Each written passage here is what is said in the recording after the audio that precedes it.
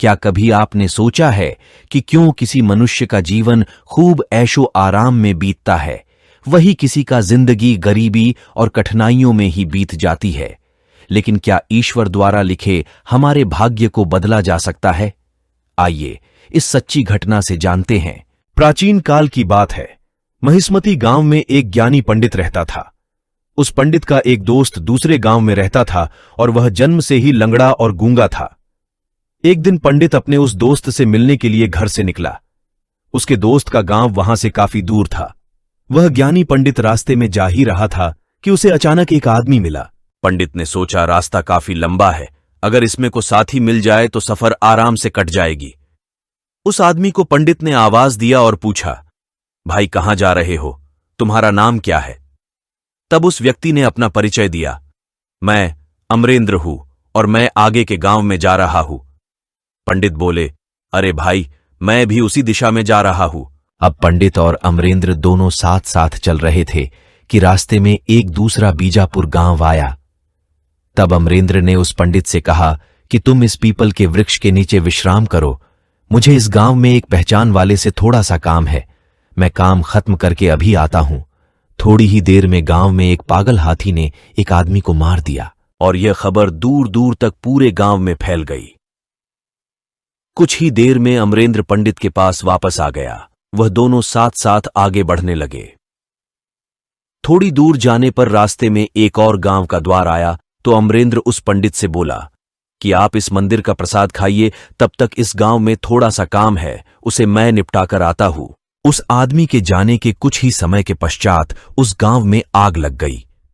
वह पंडित अब सोचने लगा कि यह आदमी जहां जहां जाता है वहां पर कोई ना कोई बुरी घटना जरूर घटती है। बिना देरी किए पंडित ने अमरेंद्र से पूछ ही लिया कि भाई तुम कौन हो, तुम्हारा काम क्या है, तुम जहां भी जाते हो वहां कोई ना कोई बुरी घटना जरूर होती है, क्या तुम मुझे बता सकते हो इसके पीछे क्या कारण है? तब पंडित की बातों को सुनकर अमरेंद्र बोला, पंडित जी, इतना समय लग गया मुझे पहचानने में।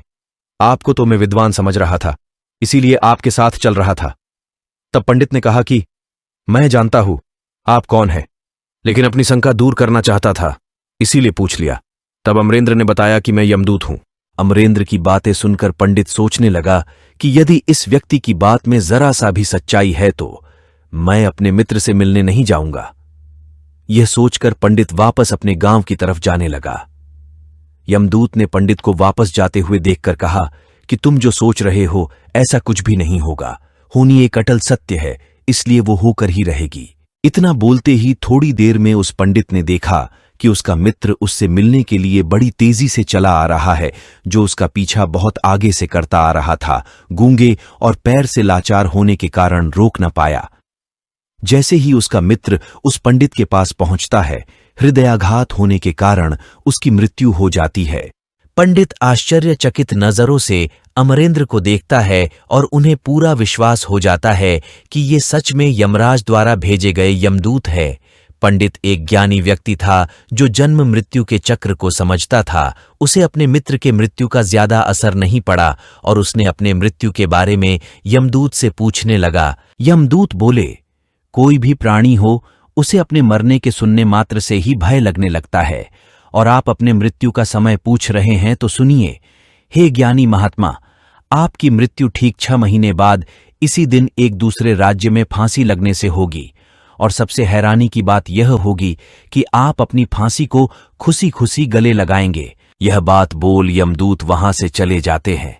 पंडित यह बात सोचकर घबरा गया और वह जल्दी से अपने घर पहुंचा। कोई चाहे कितना भी ज्ञानी क्यों ना हो, अपने मृत्यु से सभी को भय होता है।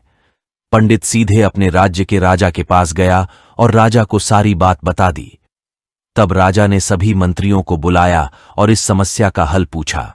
सभी ने सोचने के बाद यह हल निकाला कि वह पंडित इसी राजमहल में अगले 6 महीने तक रहेगा। राजा ने पंडित के लिए राजमहल में ही रहने की उत्तम व्यवस्था करवा दी। धीरे धीरे समय बीतता गया। पंडित को नींद में चलने की बीमारी थी और यह बात उस पंडित को मालूम भी नहीं थी। जिस दिन उसकी मृत्यु होने वाली थी उसी रात्रि को वह पंडित नींद में राजमहल से बाहर निकल गया। पंडित राजा के यहां मेहमान था, इसलिए किसी पहरेदार ने उसे रोका भी नहीं। वह पंडित राजमहल से निकलकर दूसरे राज्य के राजमहल में जाकर राजा के शयन कक्ष में राजा और रानी दोनों के बीच में जाकर सो गया। सुबह जब राजा की नींद खुली तो उस पंडित को अपने शयन कक्ष में देखकर बहुत क्रोधित हुआ और गुस्से में आग बबूला होकर उस पंडित को फांसी की सजा सुना दी। तब पंडित ने उस राजा को यमदूत की सारी कहानी सुना डाली। पंडित की बातों पर राजा को विश्वास नहीं हुआ। राजा ने उसकी बातों की सच्चाई जानने के लिए अपना एक गुप्तचर अपने पड़ोसी राजा के पास भेजा। गुप्तचर ने वापस आकर पंडित की बातों पर सच की मुहर लगा दी। यह सुनकर उस राजा को अपने दिए दंड पर बहुत पछतावा हुआ, लेकिन उस राज्य का एक नियम था कि एक बार राजा जो सजा सुना दे कभी उसको बदला नहीं जा सकता। राजा ने एक राजसभा बुलाई और सभी मंत्रियों से इसका उपाय पूछा। तब उस राज्यसभा में यह फैसला लिया गया कि एक कच्चे धागे का फंदा बनाकर आप पंडित को पहनाकर अपना वचन पूरा कर लीजिए। कच्चे धागे का फंदा होने के कारण पंडित की मृत्यु भी नहीं होगी और आपके फैसले की लाज भी बच जाएगी। तब कच्चे धागे से फांसी का फंदा बनाया गया और उसके अगले दिन पंडित के गले में डालकर फंदे को खींच दिया गया। सभी ने यह सोचा था कि पंडित को कुछ नहीं होगा। फांसी देते समय धागा तो टूट गया, लेकिन उस कच्चे धागे की वजह से उस पंडित के गले की नस कट गई, जिसकी वजह से उसका खून तेजी से निकलने लगा। ज्यादा खून बह जाने की वजह से उस पंडित की मृत्यु हो गई। सभा में बैठे सभी आश्चर्यचकित थे। ऐसा कैसे हो सकता है कि एक कच्चे धागे से किसी की मौत हो जाए? राजा को अपने फैसले पर पछतावा भी था और हैरानी भी।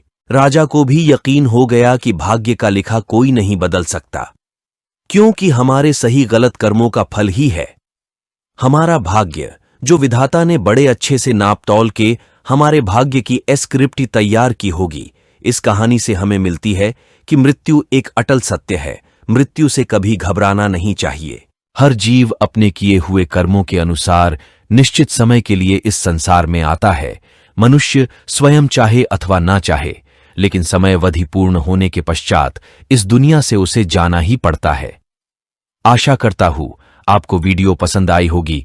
कृपया वीडियो को लाइक और चैनल सब्सक्राइब करना ना भूले। धन्यवाद मित्रों।